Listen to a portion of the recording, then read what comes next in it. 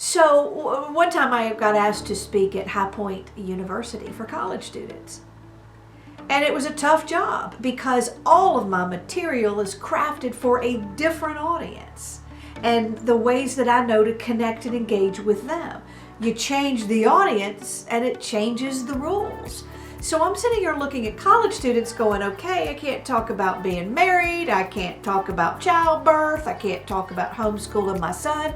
All of that went out the window because they weren't common experiences that we shared. Those college students weren't going to care about that. I needed to go back to college and open that door and look for some experiences that I had that they could connect with. So I went all the way back to college, and that was not a pretty door to open, I'm just saying. And as it turns out, I found a story there, and I found an experience there, a door that I really didn't want to open, but I opened anyway. And it became a very powerful story and a very good connection. And it wasn't in how it was crafted, though I did craft it well. It was because of how much they could relate to it. So the lesson here for today, it sounds simple, but it can make such a radical shift in your ability to find and tell stories. The lesson here is that too many people go in search of a good story. And you can be in trouble. I got in the speaking business and everybody had great stories. I'm like, oh my gosh, they won an Olympic medal.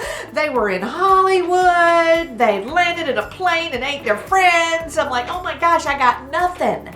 I'm hopelessly average. And yet my stories can connect just as much as the person with this just amazing story. So do not be intimidated. Do not think that your story doesn't matter. Do not think that you don't have any good stories, because you do. It's not about finding that most, plot riveting, dramatic story. It's about finding the story with an experience in there they can relate to.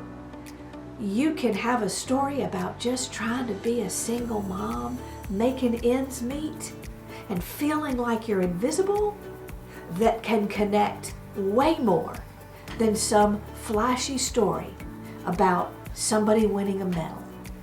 I'm not negating their story either. I'm just trying to help you see the power in yours.